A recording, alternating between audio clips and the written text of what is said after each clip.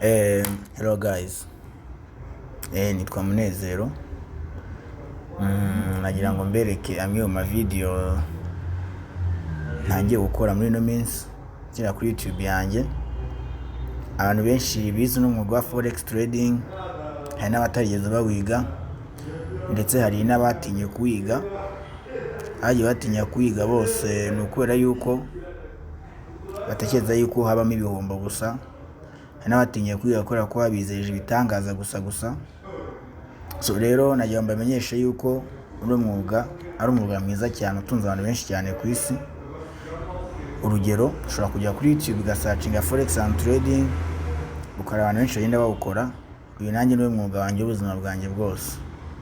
Murabona ini historique y'uburyo ngenda nkora umunsi ku wundi ko bukeye nuko bwije. Abenshi ntibajya bizera ko izi nyungu zishoboka, ariko zirashoboka bitewe n'ubumenyi ufite. So ahangaha rero ndimo kubona neza yuko aha nibwo mba nyitangira gukora, hereka abantu uburyo ngiye gukora hamwe namwe maba bankurikiye kuri Telegram. Hanyuma hinjira muri profit bareba ndimo ndabereka nka basobanurira. No kuvuga ngo uno mwuga ni mwiza cyane, ariko biba byiza iyo ukoranye ubwenge. Iyo ukoze udahubutse cyangwa wifuza inyungu nyinshi mu gihe gitoya, ntago wapfa kura zino nyungu utamaze igihe kirekire wiga. Gusa ibi ngibi birashoboka kandi cyane birashoboka. Ya buri muntu wese icyo asabwa hano, ashobora kunyandikira nka advice, address zari hano kuri YouTube channel yanjye. Ikindi ugakora subscribe kugira ngo amavideo nzancisha hano ubasha kuyakurikirana uko bukeye nuko bwije. Mu minsi iri imbere, guhera ku itariki ya mbere z'ukwa 10, ndatangira kwigishiriza hano kuri YouTube channel. Umuntu uzakurikirana neza akaba yarakoze subscribe, ndabizi neza ko azahungukira byinshi.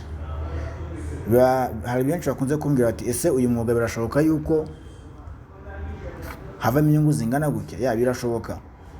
Abantu benshi impamvu batazibona cyangwa abenshi impamvu batinya no mwuga ni ukubera ko bamwe na bamwe biga nabi. Umuntu akakwigisha nyamara nawe ntaharamara kugera, akaba nta account afite byibura iri grow up kugira bavuga ati iyi account ni umuntu wize koko. Yamara kwigaho gatoya cyane, yabura igishoro cyo kugira ngo yige agatangira gushaka no kwigisha. So ndagira inama buri muntu wese rero utangira kwiga no mwuga ajya banza ashishoze neza, arebe ese umwana mugiye kumwigisha mu by'ukuri hari ikintu agiye kumuha kigaragara. So bizatuma uyu mwuga utangwa n'abantu benshi cyangwa abantu benshi bawutinye, ahubwo bizatuma benshi cyane bawukurikirana kandi bizabageza kure. Murakoze.